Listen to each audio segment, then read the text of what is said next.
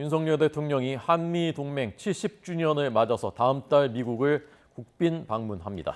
미국 바이든 행정부 출범 이후 두 번째 국빈이 되는 건데요. 우리 대통령실은 행동하는 강력한 동맹을 구현할 수 있을 것으로 기대했습니다. 취재기자 연결돼 있습니다. 조은지 기자.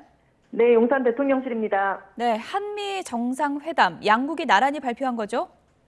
네, 윤석열 정부의 외교 시계가 빠르게 돌아가고 있습니다. 다음 주 윤 대통령의 방일, 한일 정상회담이 초읽기에 들어간 가운데 미국 방문 일정이 먼저 확정 발표됐습니다. 대통령실과 미국 백악관은 윤 대통령과 조 바이든 미국 대통령이 오는 4월 26일 국빈 만찬과 정상회담을 포함해 다양한 일정을 함께할 거라면서 70년 한미동맹의 성과를 축하하고 미래의 발전 방향도 심도 있게 논의할 거라고 설명했습니다. 이번 방문의 주제가 미래를 향해 전진하는 행동하는 한미동맹이라고도 밝혔습니다. 윤 대통령은 취임 11일 만에 이곳 용산에서 한미 정상회담을 했었죠. 이후 지난해 11월 아세안 정상회의 기간에 프놈펜에서 두 번째로 만난 데 이어 다음 달 미국에서 세 번째로 정상회담을 하게 됐습니다. 국빈 방문은 최고의 예우입니다. 이는 지난 2011년 이명박 전 대통령 이후 12년 만이자 바이든 행정부 들어 두 번째입니다. 지금까지는 지난해 마크롱 프랑스 대통령이 유일한 국빈 방문이었습니다. 국빈 방문은 의장대 사열을 비롯한 공식 환영식과 예포 발사, 국빈 만찬 등이 이루어지고요. 백악관 옆에 영빈관 블레어 하우스가 숙소로 제공됩니다.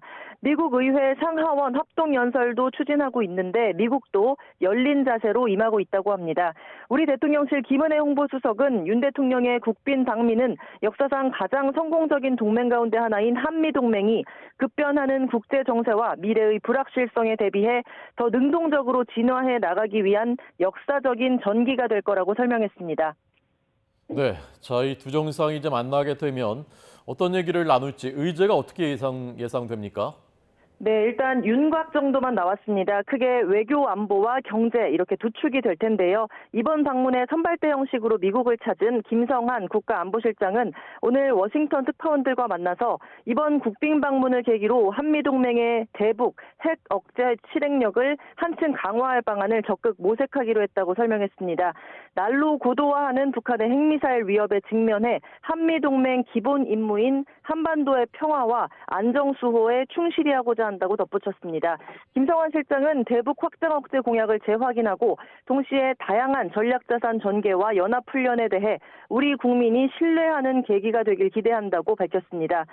또 다른 화두 경제 안보인데요. 인플레이션 감축법 IRA와 반도체법 등이 시행을 앞둔 상황에서 김성환 안보실장은 우리 기업이 불공평한 대우를 받거나 불확실성에 직면할 가능성을 최소화하기 위해 긴밀히 소통하고 필요한 조치를 모색하기로 했다고 강조했습니다.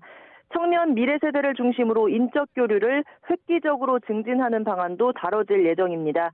윤 대통령과 바이든 대통령은 이런 내용을 포함해 정상회담 직후 한미 관계를 한 단계 업그레이드할 수 있는 보다 강력하게 행동하는 동맹을 어떻게 구현할지 이런 구체적인 내용을 담은 공동성명도 발표하기로 했습니다.